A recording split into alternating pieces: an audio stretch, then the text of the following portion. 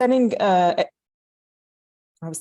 Elvira earlier that I've packed a lot into this presentation, but we can skip through the part if you want to focus more on some specific elements. But also I can share the presentation after so that you can keep it as a reference point, and it includes a lot of tools that you can use later. We will not have the time to go over all of the tools, and as a disclaimer, which I will probably say again during the presentation, I have not tried all of these, as there are a lot of tools when it comes to content creation that pop up every couple of days. So it's really hard to keep up. So when you try one and you're really happy with it, I really encourage you to keep using it. So the presentation today is about secrets to creating content that really stands out. So you will notice that creating is highlighted here, because one thing that I realized is that people tend to recycle other people's content, and that is not what we really want to focus on. It works for a while, but it just doesn't help you really stand out. So so that's the key element in that title here. So I guess some of you already know me. I've been working in digital marketing as a strategist and as a communication consultant for quite some time. And I've founded a company that's called Skill Surfing, which is basically about expanding the reach of some of the courses that I've created for specifically small businesses and entrepreneurs. And if you stay with me up until the end of the webinar, I have a small, well, it's not small, but a surprise or a giveaway for a select people, a few. I'll tell you more about it at the end. So basically, my main specialty is customer acquisition, which, as you can imagine, is getting more leads or sales to your business, content marketing, digital advertising, which I highly encourage, and growth hacking, which is a little bit of combination of all of these different elements and with a growth mindset. So as I said about skill surfing, I'm just introducing it here because this is what we will come back to as the giveaway at the end.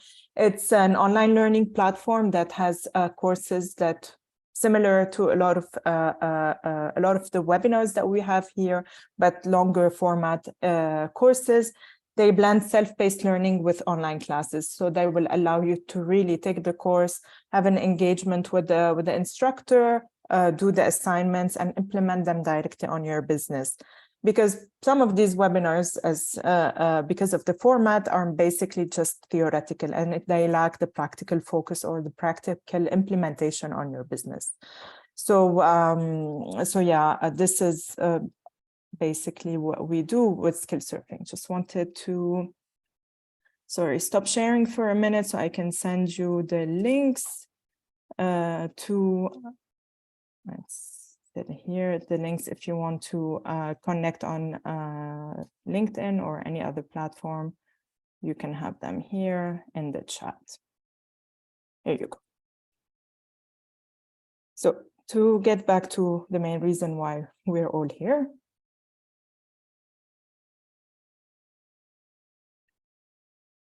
So yeah, basically what we will cover today is some common misconceptions that people have with content marketing. The reason is I want to unpack a little bit these so we can build on clear grounds on how to do content marketing that really stands out. Second, I want to focus on the reasons why some content marketing strategy may not be achieving its objective. So in case you've tried content marketing before, you might have certain maybe misconceptions or disappointing results from that. But if you're doing it well, there is absolutely no reason why you don't see any results with content marketing. Which then takes us to the secrets to creating content that really stands out.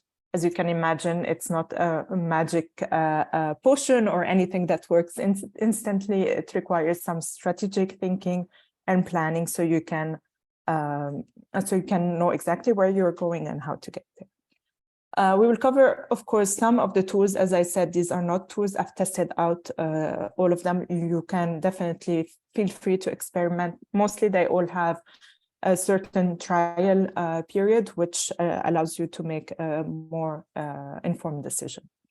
And finally, we'll have some example of content that stands out for inspiration. Again, these are examples that I've selected from things that seemed very interesting to me, but I have a list of examples as well. So the more I get to know your businesses, the more I can guide you towards similar competitors or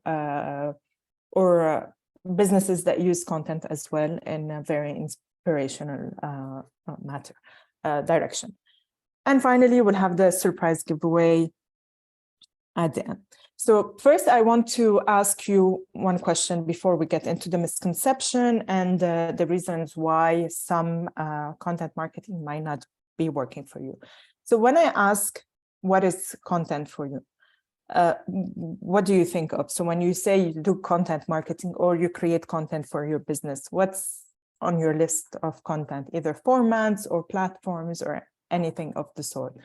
I mean, if you want, you can type in the chat, but it would be great if you can unmute yourself and tell me so we can just know what is content for you. I'm gonna open the chat here.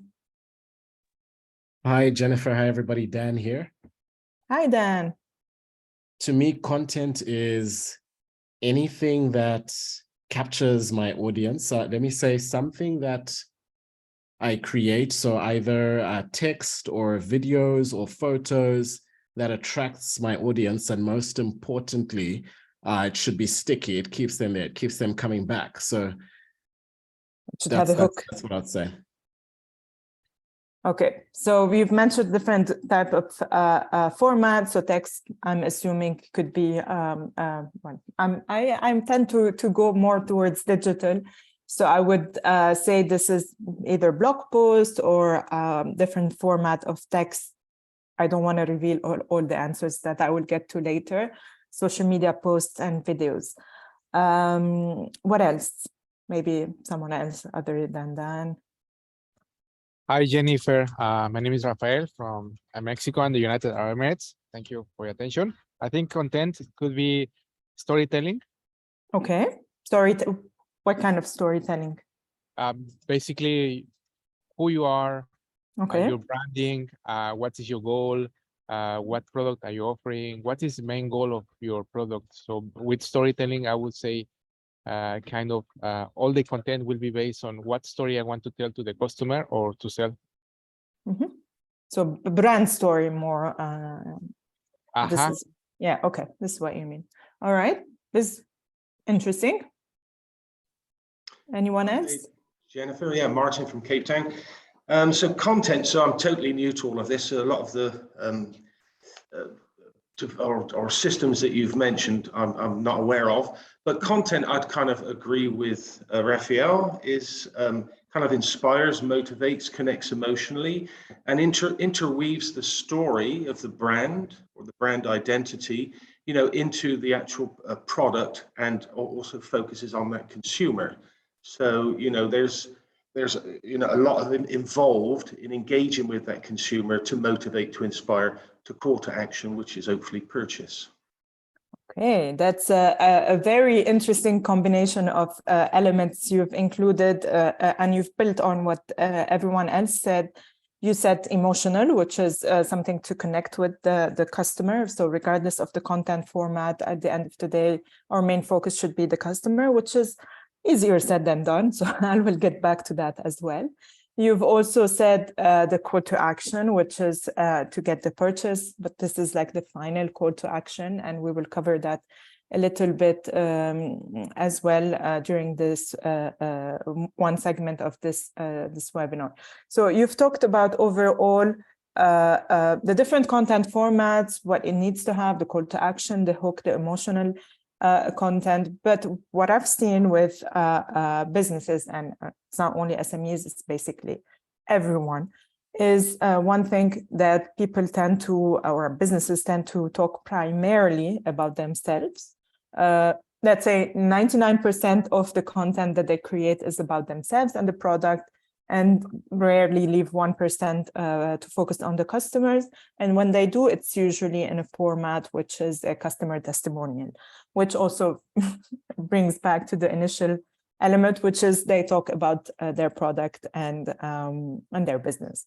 So we will cover that a little bit in the misconception, and we will get back to it in the secrets in terms of, I mean, again, as I said, it's easier said than done to focus on talking about the audience, but it is one of the main keys to do content marketing successfully. So thank you for all of your answers. So this brings me to the common misconception with content marketing. So I've built this list of misconceptions based on some experience I've had with SMEs, but also some answers I usually get when I give this webinar. So they tend to think that content marketing is fit for big companies or is not suitable for their business. I can promise you that whatever business you are into, whatever it is, even if it's a niche, super niche audience of only 100 people, content marketing is a great way for your business, and I'll prove it to you hopefully through this presentation. So without really knowing it, you are doing content marketing every day. So it's true that big companies invest more in content marketing, but that's an additional reason why you should as well, because you should be able to be competitive among small, medium, and big companies. There's a lot of things that have changed with customer behaviors, especially after COVID.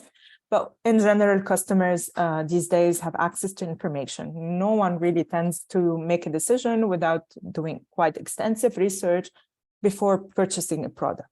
Of course, there are some elements of impulsiveness that go into online purchases, but usually it depends on the sector that you are into.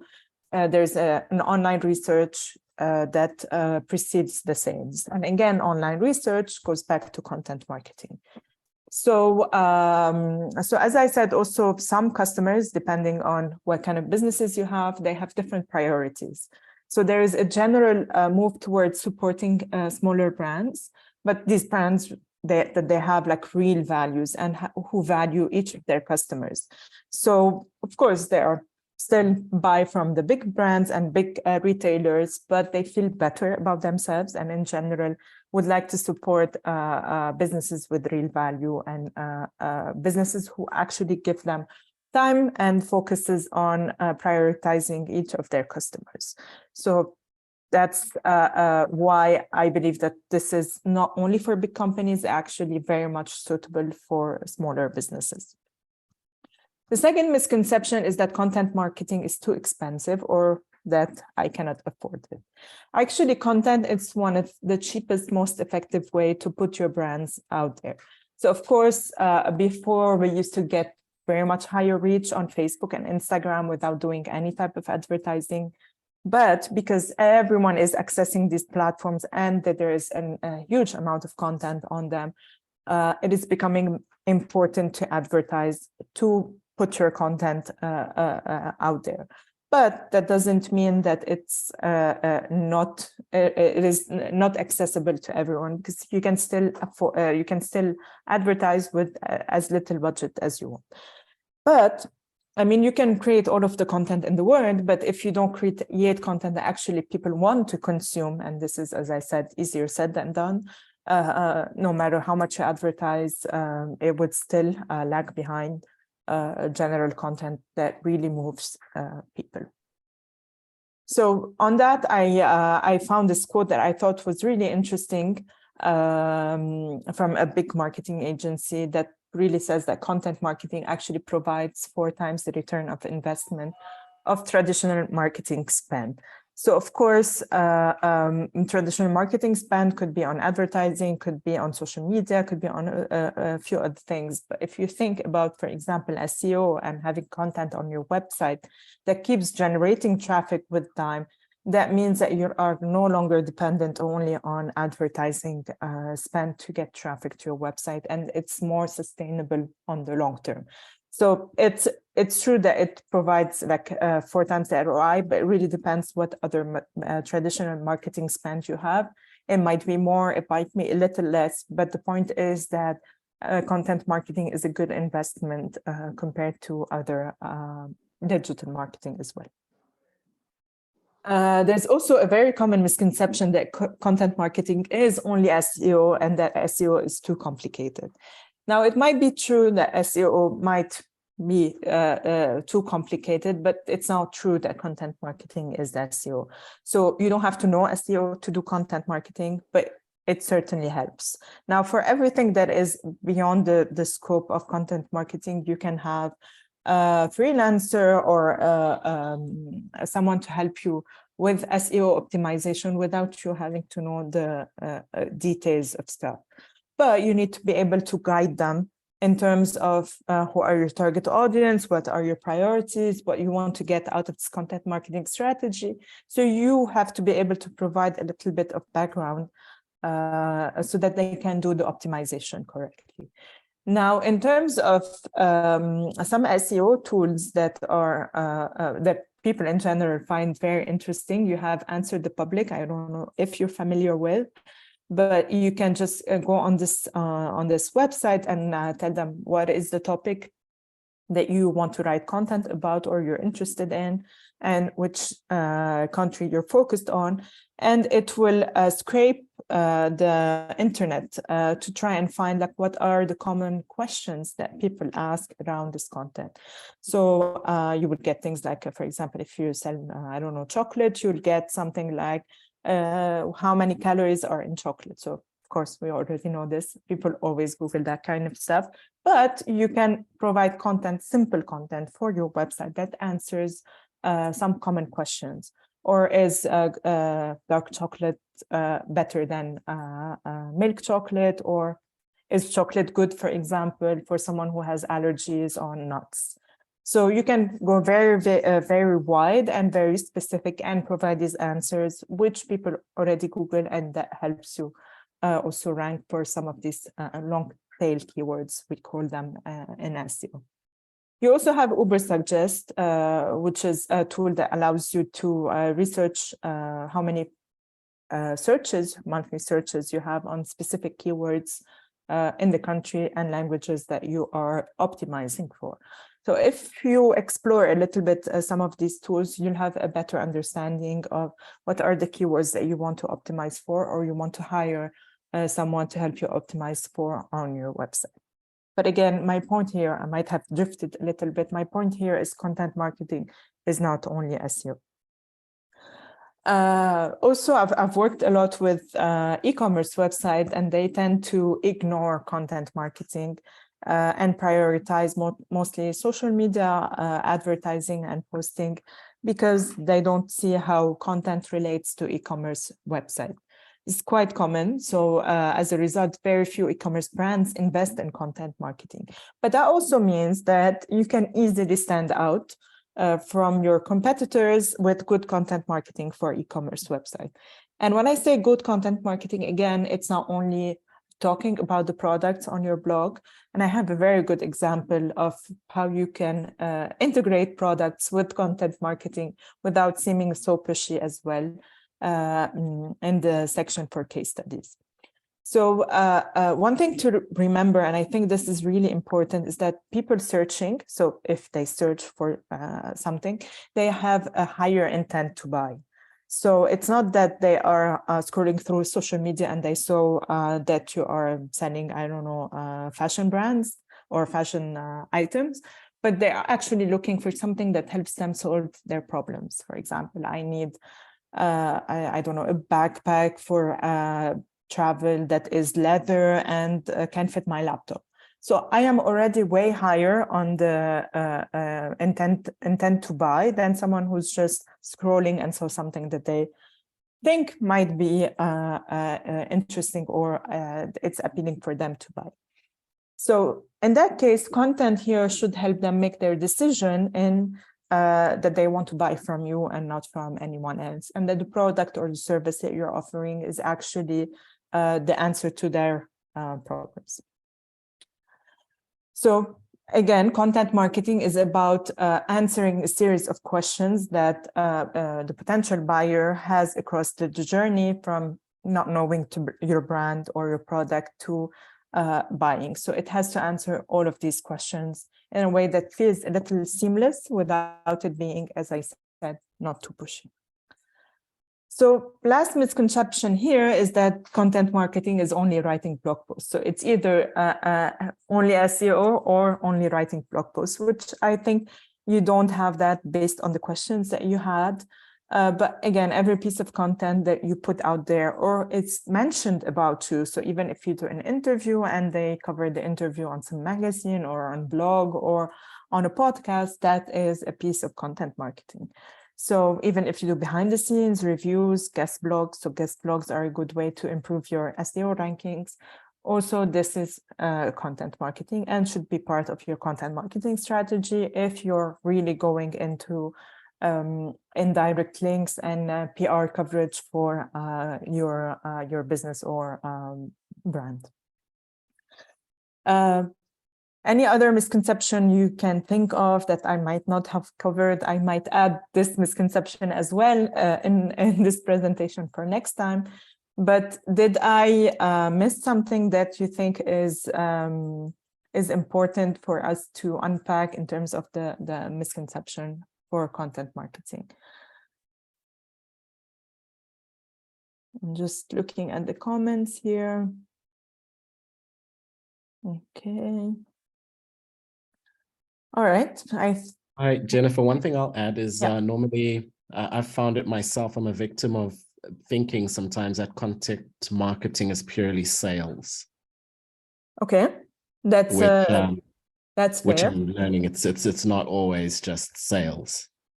Well, it should guide the sales process, but it shouldn't be only about listing product benefits or customer reviews, or even if you write a blog post, a long blog post. I'm going to show you, as I said, an example of a stroller brand towards the end of the presentation that did a quiz to try and help people decide which stroller. I mean, if you are a new parent, that's something that takes a lot of time and effort to decide.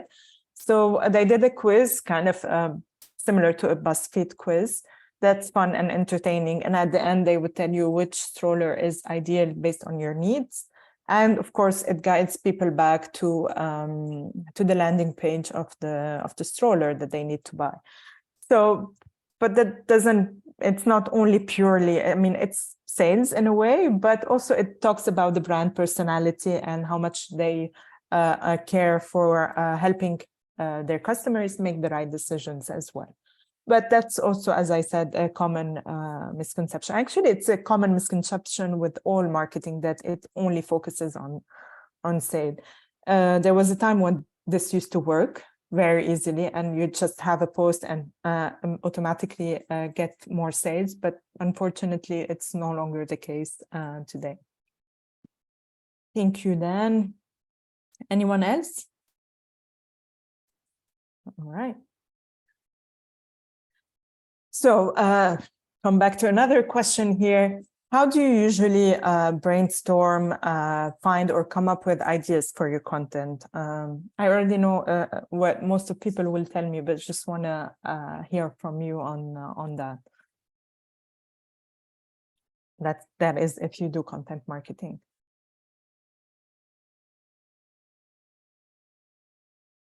I'll tell you what I used to do before. That was, again, when we were still starting with digital marketing long time ago.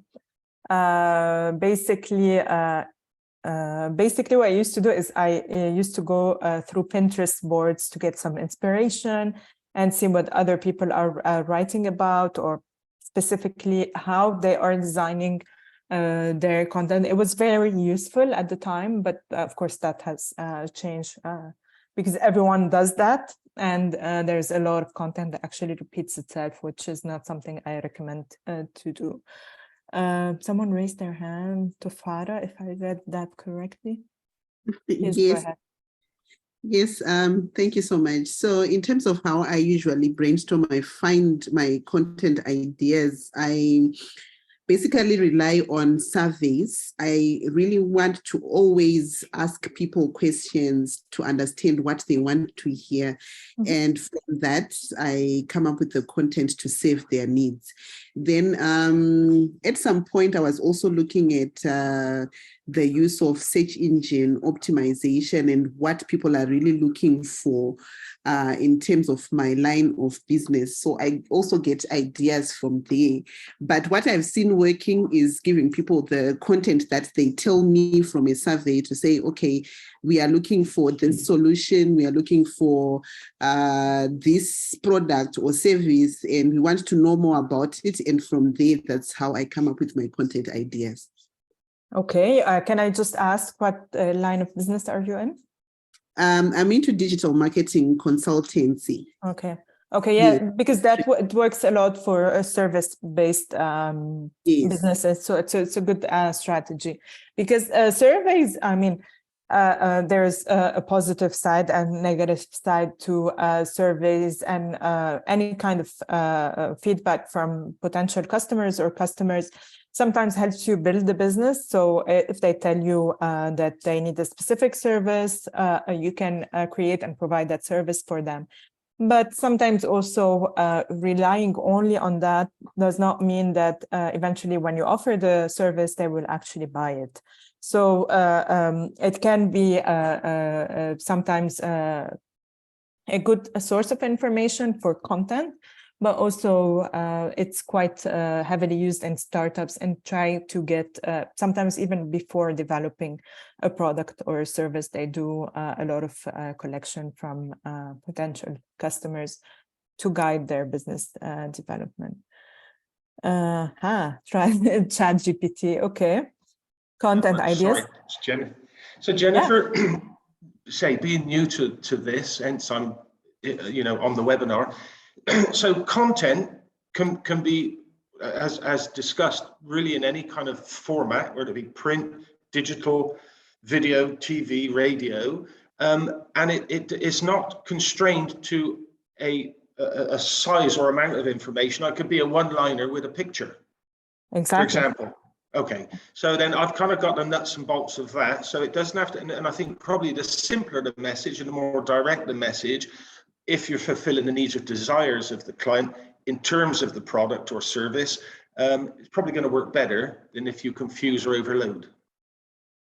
It really depends again on your customer. There is and on your business, but in general, because we talk a lot about the marketing funnel. So, I mean, it's not covered in this webinar, but you have the awareness, the consideration, and the conversion. So depending if you're talking or addressing an audience that is completely unaware about your product or service, so you're talking about at the awareness level. That awareness is usually something that is simple, something that is engaging, it's funny, it could be entertaining. It doesn't have to be, it shouldn't be product focused. The second level, which is the consideration, this is where people decide whether they want to go with your product or someone else's product, or basically if they have a certain level of awareness about the product, they might have more specific questions like, should I pick this model or this model? Is this more suitable? Will it last long? Depending again on what you're selling, but that's in general the consideration phase. So here you can provide webinars. Again, if you're in the service industry, you can provide fact sheets. You can, if you are in the B2B sector, you can have, which is basically a sales call with the customer. That is also some form of content, or you have a Q&A section on your website that answers technical questions. And the conversion level is where actually people, it's the minute before they decide to buy your product or service. So sometimes here it could be a discovery offer if you're selling something that is it has a large price point. It could be, for example, a webinar like this. If I'm selling my course, I usually do webinars where I show my expertise or tackle a little bit a few issues that we're going to talk about in the course. So, so yeah, that would be focused at the end on getting the sales. So it depends on which level you are targeting and which audience you are, and again, your product. It could be very simple and effective, usually it is, or you have to go more into the technical parts or more advanced if you're talking about the consideration or the conversion level. I hope I answered your question without... Jennifer, I have a question. Sure. I have a fashion brand and we have a content calendar. We're from Bangladesh, so we do our content around the festival seasons when everything sells. So we have a version for Instagram, we have a version for Facebook, and LinkedIn. We keep all the news and articles that come for us. What we are struggling with is the customer engagements and comments, meaningful comments. So I think that's where we're kind of lacking in terms of how to not to buy necessarily, to even comment and say something nice, and so we respond. So how do you kind of mobilize interest from because we can, when sometimes we boost and we know that people, it has reached people, sometimes we get likes, but how do you engage them and in a conversation on the post that we do? Okay, so I'm gonna go, I'm gonna assume that basically all of the content or majority of the content you have is focused on the product. Okay, so it's either images or different colors or a model wearing the brand, the product. So usually this one at first level is not, I mean, it's interesting, they might buy it, but it's not engaging because there is no call to action. There is basically nothing for them to add value to. So that's one of the things that we tackle in one of the courses on skid surfing, but it's about mapping content for each, as I said, each level of the funnel. So the awareness funnel, awareness stage should be more fun and engaging. So it could be something as random as, I don't know, talking about the fashion styles that were on the red carpet and I don't know which event, who wore it better, ask them if they like the new, I don't know, trend or colors of the new fashion collection from this designer, or in general. It has to talk to the interest of your audience without talking at them and showing your products primarily. So this is the awareness. It could be something funny, it could be a meme. I know there are a lot of memes related to fashion, like for example, about how everyone intends not to buy and then finds comes back home with, I don't know how many shopping bags. So these are things that you find online that are generally very engaging.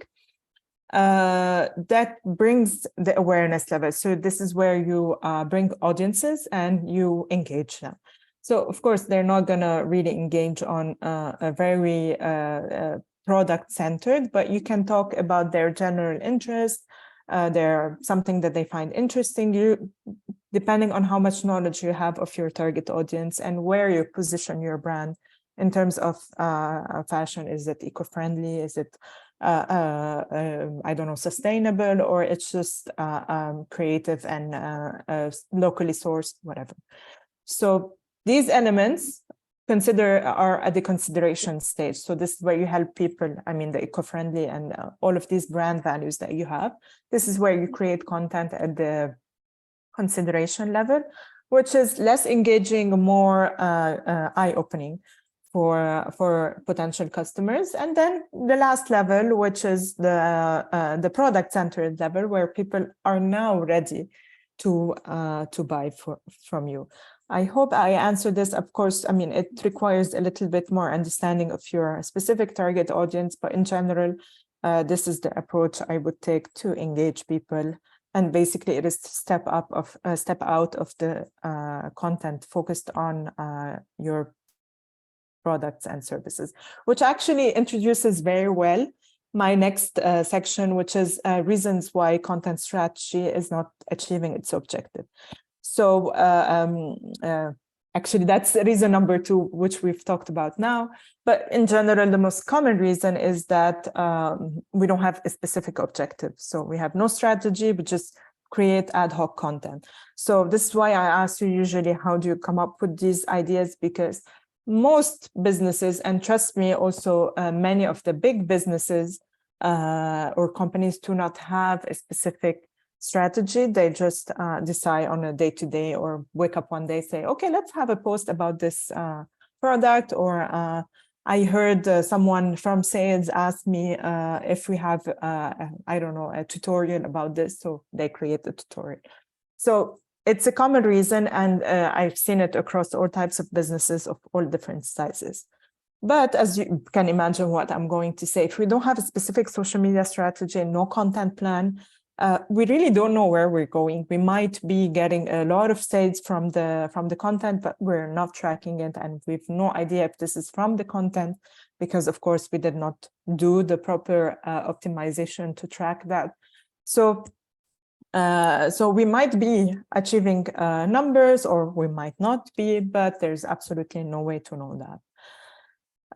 Reason number two, and I think given what you've guys talked about, I think this is very important. And as I said, my mistake, this is the most common here, is that the content actually focuses on you as a business or you as a brand, but does not really take into consideration the target audience. So their interests are completely different than yours. No one's gonna, I mean, we used to do that before. Again, I seem to be reminiscing a lot today, but no one's going to follow you if you constantly talk about yourself. So imagine you have that friend you go to have coffee with, and all they do is talk about themselves. You're not going to see them again. Okay, so this is the way you should think about content marketing. The golden rule, which I guarantee a few people actually implement, is to have 80% of your marketing in general, content marketing included, focus on the customer, and that means on the customer, no matter what that is, and 20% should be on the brand. So, I can tell you a very stupid example here. Content marketing for a cleaning product, or something that's really has basically no appealing value, and people pick it because they know the brand, and not because they really look at how effective it is or not. So if we want to think about the target audience of any cleaning product, is basically, you can divide it into different genders, different ages, different interests, and so on. But you can easily talk about, I don't know, how to clean clothes, or if we're talking about a specific product for the laundry, how to clean your clothes if you have a ketchup spot on it, or if, for example, you can do decoration ideas for the house if you have a big dinner invitation. These things are not really related to the product, but they talk about the customers and their interests. Again, assuming these are their interests. I used to work on a client, I don't know if you know Persteel, it's also for laundry detergent. We used to post a lot about specific sitcoms that people are watching. Specifically here, we can go into very much shows that are going viral. And we can join the conversation on things that are interesting to the customer, but also get a lot of engagement on that. So just think about, I mean, that will require, as I said, planning and understanding of the customer, but that does not mean it's not possible to do. But if you want to up your content marketing game, you need to be, as I said, focusing 80% of the content and the marketing on the customer and their interests, no matter what these are, and 20% on the brand. So here you can talk about customer testimonials, you can talk about the product itself, and all of the different elements of content for the brand. The third reason why content marketing might not be working for you is that we're throwing content out there and not tracking the results. So if I were to ask you what is the most successful content format for your brand, and you don't know what the answer is, that does not help you plan for the next month in terms of what content are you going to create. Also, how are you measuring success if you don't have, for example, a list of objectives and you're comparing against it? So you might want to focus on comments and shares because you want to prioritize engagement, or you might be focusing on a time on page, for example, on your website, because there's the higher correlation of the higher time people spend on your website, the more likely they will buy from you or to convert into a sales. So by prioritizing different elements that you want to focus on, you will put more effort into going in that direction and less wasted on general stuff that might be taking away your focus from the main indicators that you want for content marketing. So we usually do that either through monthly reporting or weekly reporting, depending on the intent or the amount of content that you do for your business. If you have a specific campaign and you want to get results so you can optimize accordingly, you can do weekly reports, or else monthly reports are enough to track the results of content. The reason number 4 is basically also relates to the reason number 2, which is ignoring your target audience or having a shallow understanding of your audience persona. And I'll get to that in a bit. So it should speak to your potential customer and not add them, which is something that I see quite often. So it should ask questions, the content should provide a hook, as you guys said, should have a call to action so that people actually reply to you. And it should be very simple when you do that. So you don't want to ask 5 questions in the same piece of content, you want to ask them 1 question. But it's also the approach. So the approach should be that we are on equal ground. We are not here to lecture you about how you should solve your problems or why you should buy from us. It should be basically a conversation and not a lecture from the brand or the business. So it's useful to always go back to the audience persona. So what are they looking for? And basically, what are their pains and gains? And this is basically how you are able to craft a hook or emotional element into the content to get them to stop. Because initially what we're dealing with right now is that we have a lot of content and people are not focusing on it because it fails to speak to their pains and gains. It fails to make them feel that I am directly talking to that one person that's seeing the content. And this is at this level, the way we content is right now, the only way to be able to create content that actually has a result. So every person should feel that this content has been created for them. And content should add value to your target customers. So they should provide something that they are either looking for or searching for the answer, or as I said, solving their pains or problems. So, which brings me, I think we've talked a lot about that part. So we want to focus now on the secrets to created content that really stands out. Trust me, if you do, if you improve a little bit on the golden rule ratio, or if you start to think of your customers as the way you approach them as speaking to them and not at them, that already improves your results or your content marketing by a lot. But you need to do it in a way where it's within a framework that is complete, so you can actually see significant results. So that means that step number 1, as I said before, you need to define your goal from content marketing. So it needs to answer 3 basic questions. Why are we making this content in the first place? It could be that we want to increase your sales or promote a new collection or even build brand awareness among a new target audience, or we want to, I don't know, launch a new market where we don't have brand awareness, and that content marketing will help us. What content do we need? So we might need social media posts, PDFs, fact sheets, interviews, webinars. All of this are different types of content. But what is our priority? Videos, text, or anything else? And how do we get that content to accomplish our goals?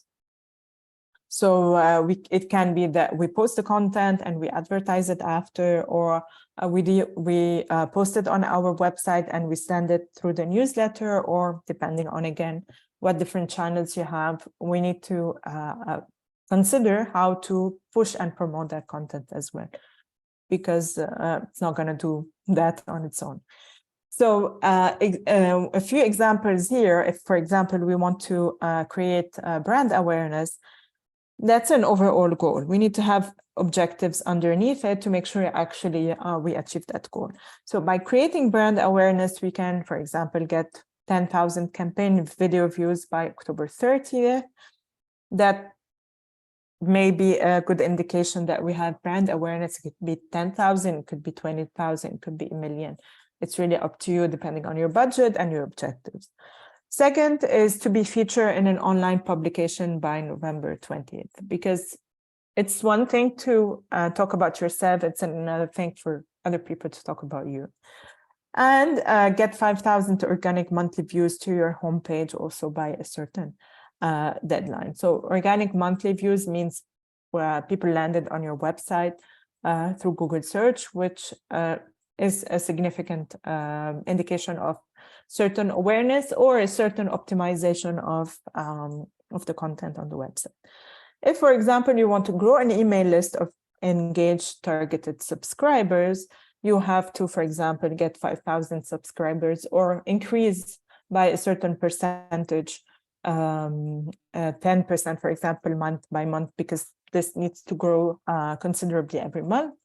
But if you have a list of subscribers, but no one actually reading the content, that is not an indication that the audience is engaged, which is why under objective number 3, we have a 40% or 60% or 80% open rate for the monthly newsletter, which means that people are actually reading it, which also means that we're providing content that is actually engaging to the subscribers.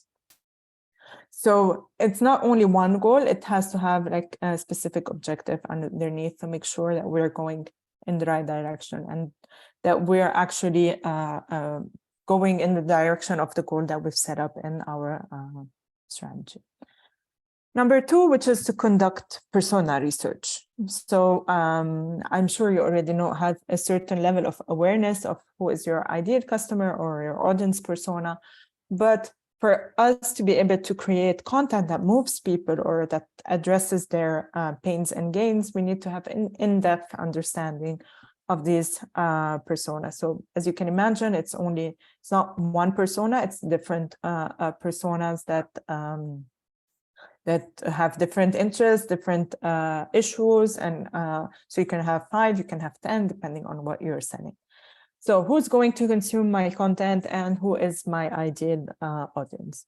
So this way you can provide, as I said, more relevant and valuable content that they actually want to read and convert on. So for that, I usually use 2 types of tools, which is the audience persona and customer empathy maps. They are a little bit different. We'll go through these here. So to make it a little bit easier, I've invented an example here of a brand that has clean and natural skincare products that is specifically created for women above 40 years old. Okay, just the brand doesn't have a name, just has an audience segment. So this is the tool I use. It's a tool from HubSpot that's very useful.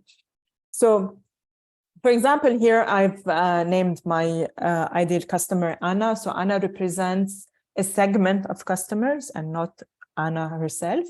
So a segment of customers that are similar to Anna. But when I go into the details of describing her persona, it helps me also create content that addresses all of the segment as well. So we talk about background, we talk about demographics and certain identifiers that might not be relevant to the content. For example, if she's an architect, it's not really relevant, but it helps us create or paint a picture that the person is actually real. And it can also be based on actual customers that we have. But usually when I say that, people go very much into exactly their customers, which does not help us as a brainstorming tool. So in that example, Anna is an architect. She has worked in an architecture firm for 8 years. She decided to quit her job 2 years ago to launch her own firm that specializes in eco-friendly and environmentally optimized designs. Okay, so we kind of have an understanding of her values as an architect, but most likely these values also translate into her day-to-day life.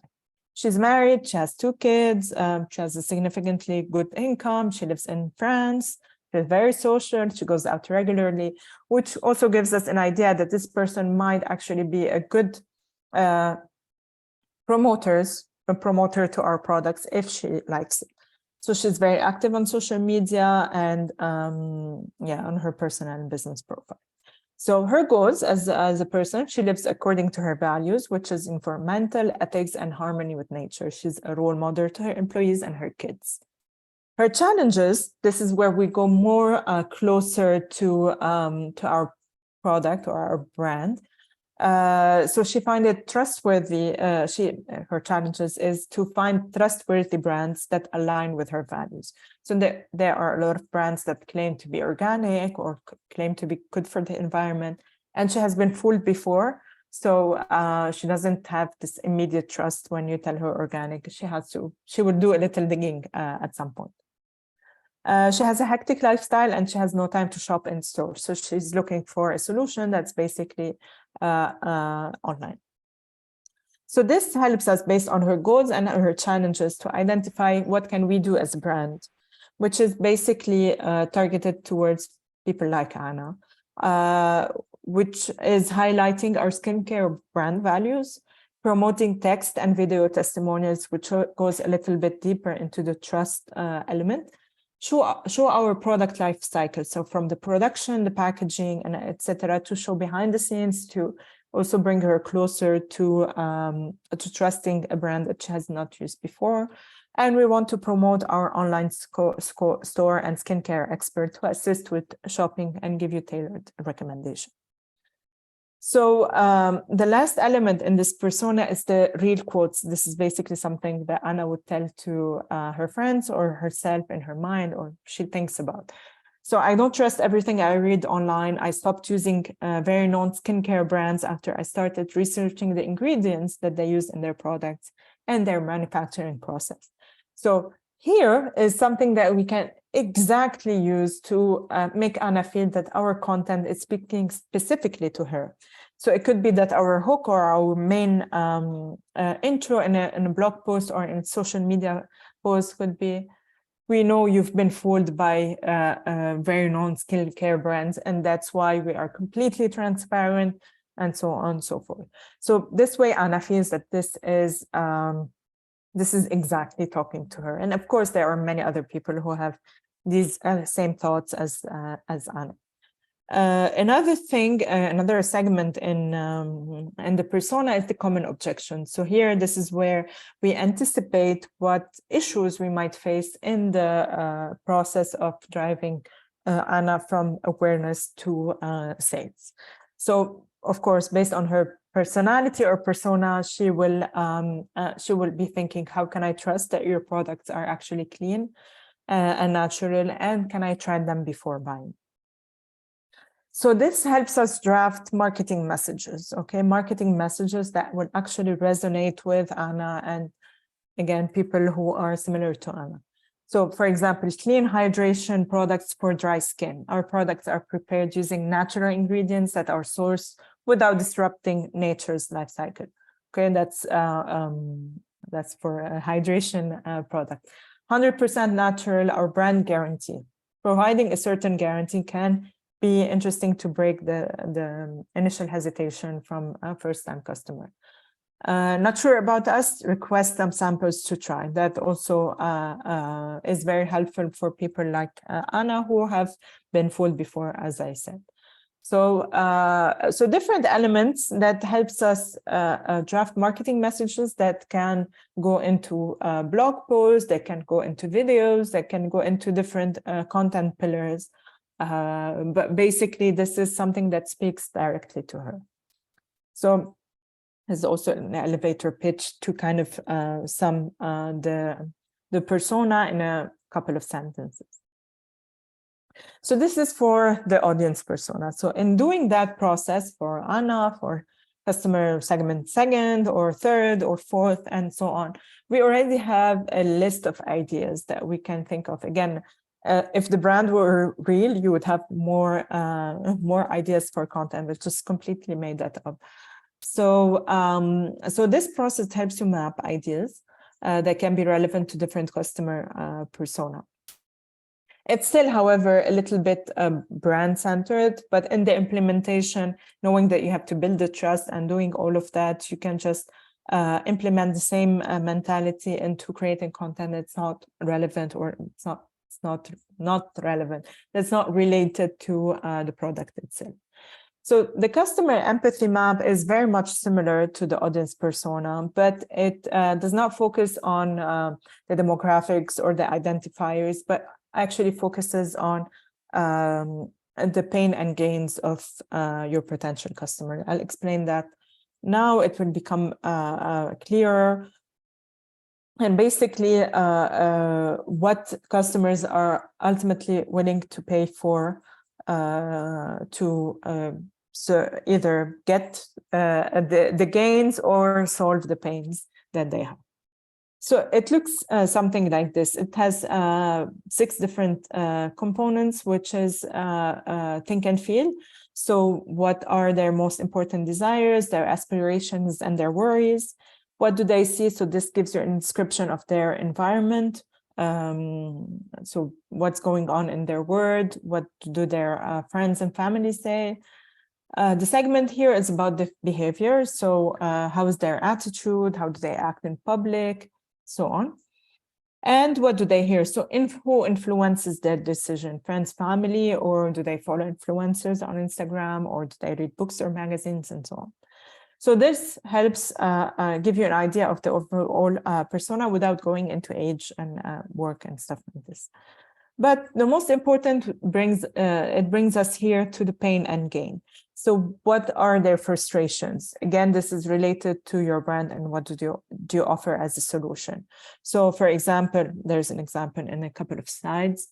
What obstacles stand in their way? What are the risks, and what strategies can help them in reaching their goals in the pain element? Depends if your product actually solves a problem or provides a gain, which is more emotional element. So the gain part is basically focused on success. What will they get out of it? What will they achieve? In the case of fashion, there is less pain, more gain in general, which is looking good, feeling better about themselves, whatever it is. Unless it's a very specific product that helps people, I don't know, with certain issues that they have when it comes to fashion or looking good. So it could be a different approach. So here again, I've invented an example about a fair trade coffee brand. I try to map out a customer empathy map for someone who might be a potential customer. So again, this is Anna. It's not done on purpose, but Anna is someone who believes in fairness, who encourages freedom of choice, who needs to feel that they are making a difference in their environment. How she spends her time online, for example, she watches a lot of TED Talks. She has she's a member of a variety of Facebook groups, and her time on Netflix is basically focused on watching documentaries. She takes short courses to keep learning. She shops small and local. She follows Greta Thunberg. I never know how to pronounce her name, but you know who I'm talking about. And she believes global warming is a very big threat. Okay, so that gives you an idea of who's Anna in terms of a persona. So in terms of the fair trade coffee that we're offering Anna as a solution to all of this, she finds that in general, fair trade coffee is too expensive and not convenient to buy because it's only available in niche places. When it comes to the gain, if she actually buys a fair trade coffee that she likes, it's not too expensive and available, she feels, which is the emotional element in all of this journey, she feels like she's giving back. So that's a very important element based on her persona, and actually tastes great as well. So she doesn't have to compromise on taste just because it's a fair trade coffee, or it's less expensive than other brands. So again, it depends on what kind of coffee we're offering and if it's actually too expensive. But we can really create content that focuses on addressing the pain that she has by saying, I don't know, it's available on Amazon, or by talking about the gain is that it tastes so good that you will not really think about the fact that it's different than any other coffee that you used to drink. So these are different messages that you can have to address these pains and gains. So that's step number 2. Once we have an in-depth understanding of our audience persona, we can really craft messages and hooks and emotional content that really moves people. So usually that step number 3, running a content audit, can either come before we do the strategy, or in the middle, or at different points within the strategy. But it's important to review the content marketing efforts and result, to know what's working, what can we improve, and what do we keep doing. So sometimes we, for example, identify a content pillar that's about talking about, I don't know, X topic. Okay, we can do it for months. It's generating sales, it's getting engagement, but at some point it stops working because, I mean, it survived, it's optimized its cycle already, and we need to move to a different content pillar here. So it doesn't mean that once we identify content ideas and subjects, we're going to keep doing that for a really long time. Plus, things change. You have things that are trending, the different formats that come up, and consumer behavior that is changing. So it's important to keep up to date with all of these. So after we've done our persona, identified what has worked in the past, and set up our objectives or where we want to get, we need to come up with content ideas. At this point, we were still talking about content pillars, which are overall subjects, or what we want to create in terms of general content. But we really need to go more into specific topics that we want to create. So we do that based on the audience persona. So for example, we can write a blog post about the different bad ingredients that are in commonly used skincare products and what to replace them with. So that could be a very long blog post that talks to the first Anna we've talked about and educates her on the consideration level if she's ready to move from her typical general brands to a more natural organic skincare product. So yeah, a list of content ideas that refers that are basically for a specific audience persona that really aligns with our objective and goals, and might be that it has been working for us before, if we've used it before or not, and again, what level of the marketing funnel we are working on, because the content and the awareness level is different than the one at the conversion level. So awareness is more informational, engaging, entertaining, and the consideration and the conversion is more serious. Like, it doesn't have to be serious, but more advanced in the decision-making process. So this is the marketing funnel, as I said. So it's an example. It's not an absolute thing to follow. But usually at the awareness, you have different content formats, which is social media. Social media should drive awareness, should not drive sales. It could, but it should not be used primarily for that. Website and blog content, ads could be a good awareness tool as well, SEO and referrals. So these are at the level where you have a bigger pool of people and it starts to get smaller as you go further down the funnel. At the interest and the evaluation, you have classes, you have courses, again, depending on what you're selling. You have email campaigns. We really value email campaigns. So if you build an email list, you want to do drip email campaigns. I think I have an example on that in the last section. So that really helps you drive this this already interested audience into sales, which takes us to the last point, which is usually, as I said, conversion, either discovery offers or talking to a representative now if you're selling some big ticket items, or it could be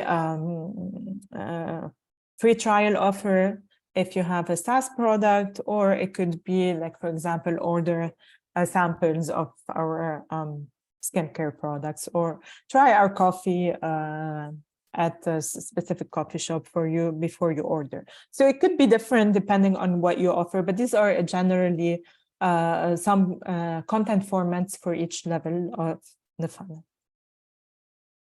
So again, that's basically the same different content formats to move people through the funnel. So you can have customer testimonial are usually at the consideration stage. Case studies, if you want to compare your product to other products, or if you want to compare an approach or to want to show how advanced your service or product is, or for example, you can do a case study about how your digital marketing campaign improved the sales or the awareness of a specific brand. That's a case study. At the awareness, you have how-to videos, checklists, webinars, but it has to be fun and interactive posts. It could be memes. Again, this is where you show your brand personality. Step number 5, which is to publish, promote, and track, because yeah, just putting the content out there is not going to do anything. You need to promote it. So you can send it by email to your subscribers. You can share it on social media. You can promote it continuously. It's not only once. You can repurpose the content. If it's, I don't know, a webinar, you can take some of the tips and use them on social media posts. You can use it. You can rewrite the webinar content into a very interesting blog post that you post on your website.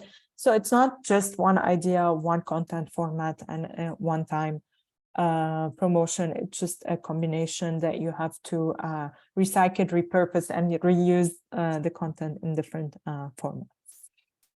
So I'm gonna skip this part. I mean, I know it's very interesting to most of you, but I think we're running a little bit out of time, and I really want to get to the case study part, but I'll go through a few of these quickly. So there is word tune, which is something very interesting to be able to craft a copy that that moves, because you can, for example, I took the example from their website. You can write what you want to say and it rewrites it for you.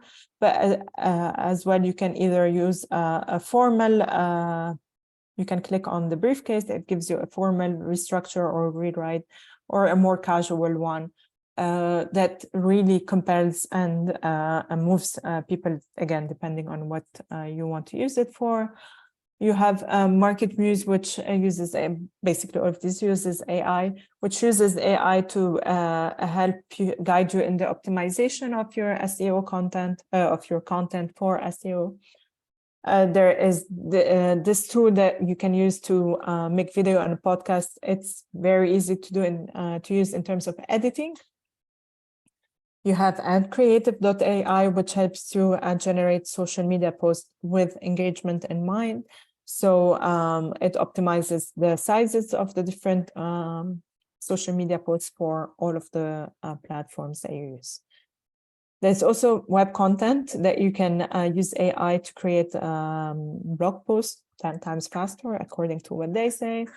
I'm going to skip a bunch of these, but these are basically mostly for designs, either stock images or branded designs, or even photography that you can use these tools for. So there's absolutely no more reason for you to say, I don't have the budget or the time or the effort. This one is specifically something I like a lot because it generates meme based on a theme or an emotion that you provide for it. And that's also a great one because it helps you craft viral hooks and tweets based on a theme that you input in. Which brings me to the last part, which are the examples and case studies. So there are some Okay, so this is for a website. I mean, it's a huge website, but that doesn't mean that we can get inspired from it. It's called Pro Flowers. So as you can imagine, they basically have probably no real value proposition to differentiate themselves from other, as they sell flowers. Everyone can sell flowers. So what they did is that created a list of 151 types of flowers, complete with images, seasons, zones, how to take care of, how to improve the shelf life of the flower when you buy it, and so on. So that list with all of this information was able to generates over 17,000 organic visits a month, because people actually look for this information. They want to know how to take care of specific plant, how, if it needs sun or it doesn't, whatever. So that also list of 171, it attracted 49 linking root domains. So which means that 49 other websites linked back to their website, which increases their value in terms of Google. So it increases their ranking on Google as well, and which means that more of their other content would rank higher on Google search. So they, as you can imagine, focus a lot on their blog, which generates 42% of the traffic, of the organic traffic from their blog. So this strategy is basically top of funnel content, so which is the awareness part, because they assume everyone will need to buy flowers at some point. So they would Google that and they will land on their website at the awareness level, and then pick the flowers they want depending on personality and so on. Which brings me to the second example. I mentioned this quickly, which is Strolleria. That's a brand that sells different, I mean, they have their own strollers, but they do not only sell online, but also they have stores. So they wanted to come up with something that helps drive online and offline sales as well. This is a very good example that the content does not need to be fancy really to be effective. So what they did is that they really went back to their ideal customer and looked at specifically the segment, which is new parents. As a new parent, first-time parent, you have no idea how to choose a stroller, and you can imagine many people make different mistakes and have to buy one or two once they realize that they need it for something else.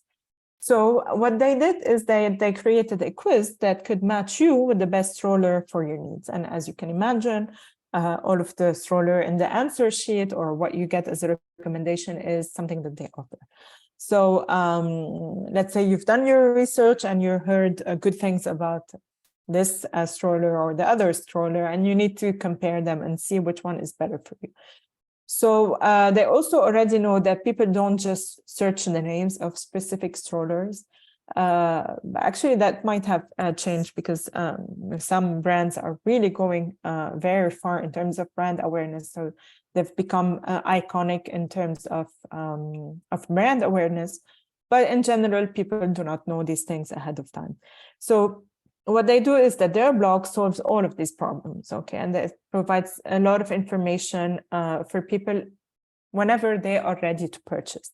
But what I really like, for example, is that that's a blog post that compares two types of strollers that are different. And what they have is the quiz, as I said. So it's an 8-question quiz, and they will send you a personalized product recommendation based on your lifestyle and needs. So if you're a family that travels a lot, or you live in a cold country, or I don't know, you don't have a car. I haven't taken the quiz, but I'm assuming these are the questions. It helps you. You pick the stroller that works best for you, but it also helps the brand get your email, and then they can do all sorts of email campaigns after that, after you complete the quiz. Another example here, which is, I mean, it's for a skincare brand that is for men specifically. So we know that men shop skincare a little different than women. So also when you visit the Platinum Skincare website, you have a quiz that helps you find the right products for your skin type and specific needs. and you get a customized product recommendation. So you see here that quizzes are quite popular within the examples that I've included is because it's not a big investment in terms of content creation. But what they do is that after they send you a series of emails based on your quiz result, and you will notice that only one of them is pushing for sales. All of the others, they really provide helpful tips and valuable content that builds brand awareness and with time drive conversion and creates loyalty, because they feel like this is very much specific and targeted to their issues and their needs in terms of skincare. I think I'm gonna skip this one, but I will focus. I would say we can upload the presentation on the ITC website, but what I want to focus on just a couple of things is that this is an example of a brand that of course has a certain brand awareness, but why I included this here is that because it's a full funnel approach and they are using Facebook ads. So it's not only content, but it's also advertising, and they focus on each level of the funnel. So I've taken this from the Facebook website. And you will see that it's divided between their target audience. They did something that we call collection ads. Again, this is something that we can that you can discover, and then you can come back to me and ask me question anytime. It's a little bit more complicated than the content. So final thoughts here is that content marketing needs time to show results. So if you've tried for a month, it's not enough for you to say it's not working. The content needs to inform, entertain, and educate your readers, not only educate, but also entertain. You need to focus on your audience personas, pains and gains. Highlight your value proposition, which is really what will help move people across the funnel. Again, always refer back to the marketing funnel and remember the 80-20 rules. It's not going to work with you the first time. It just requires a certain discipline for you to get this right.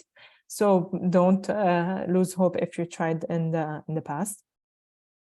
Content costs time, but it usually does not cost a lot of money. As you've seen with these examples, it's basically quizzes and emails, which is not very budget consuming.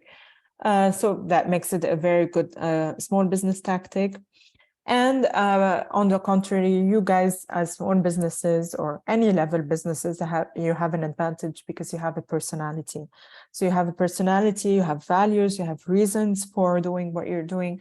So that helps you connect with you as a business. But again, you have to show that personality. I'm going to pause here because before I go to my giveaway, and check what you have answered, questions, empathizing with the community and local trends. Yeah, it's also very helpful to find what is trending, either news-wise or depending on the sector, and jump on this. There is a complete section for marketing that's called real-time marketing. It's no longer as popular, but it still works if you use it with memes and content approaches like that.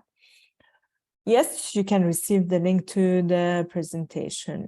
Let me stop here to see if you have any questions before I reveal my big giveaway.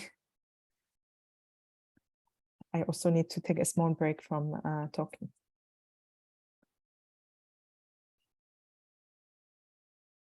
Any comments, question, concerns? There's a poll that you guys need to fill, so or that's by mistake, Elvira. No, actually, it would be good to have the feedback as well. So I can take a break. Exactly. Talking. Thank you. Exactly.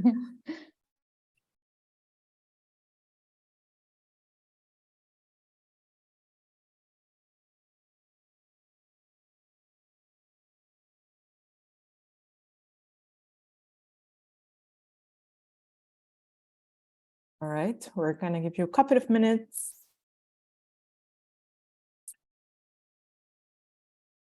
Thank you.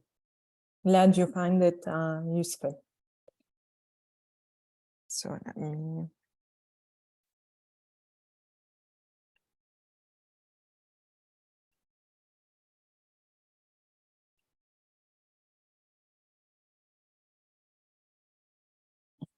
All right.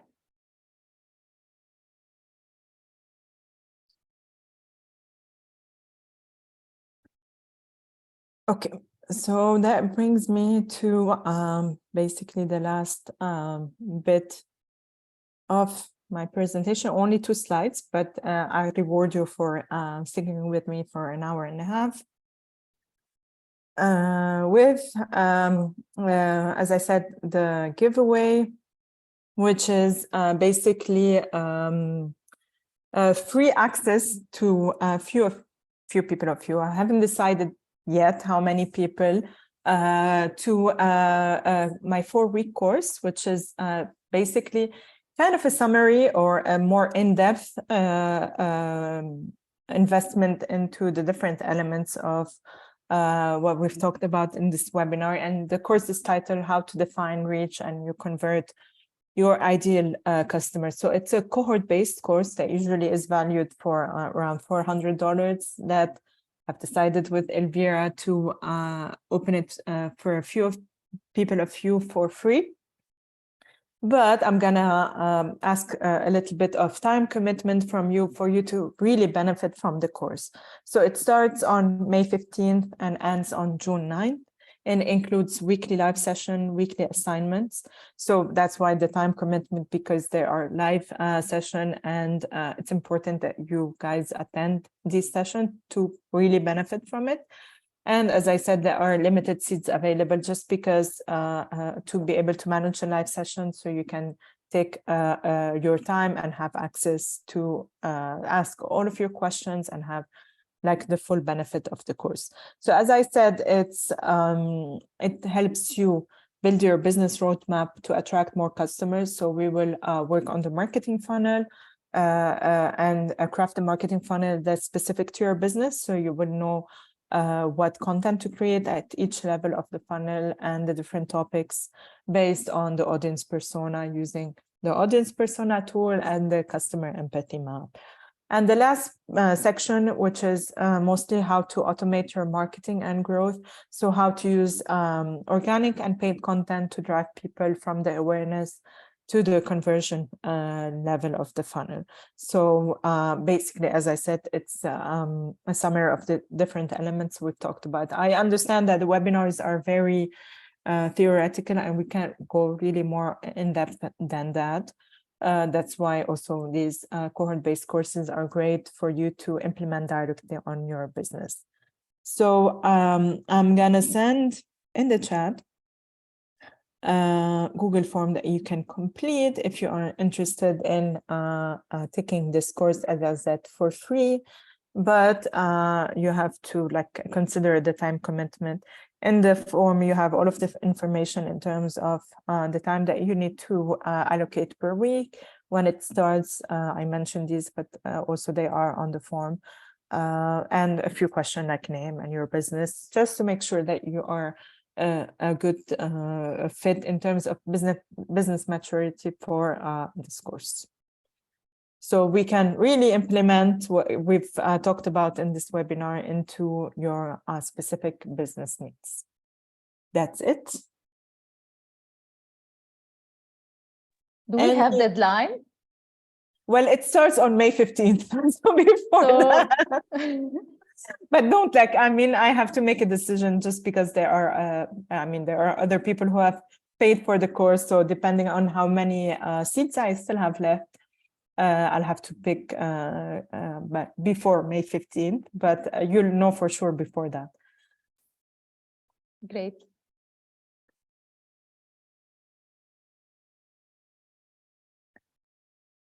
So I can still take a few questions if anyone has.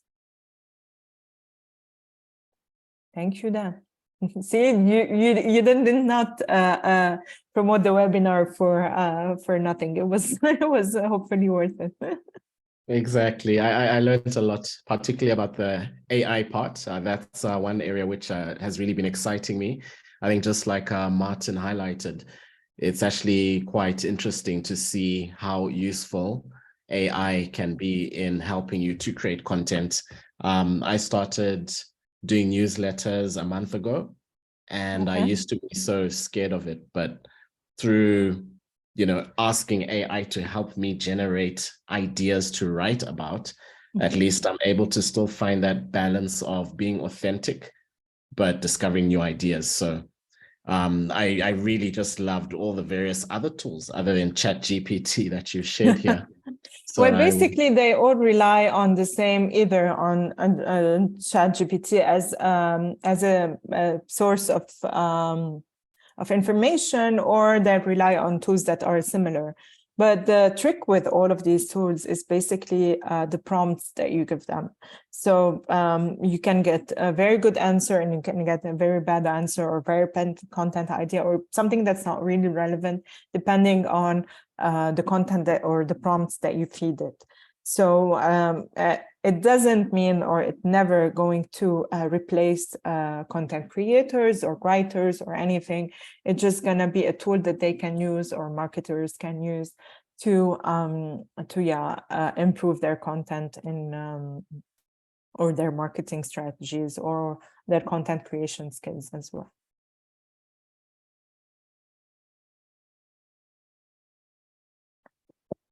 All right, I think that's about it. Thank you so much for, as I said, sticking with me for an hour and a half.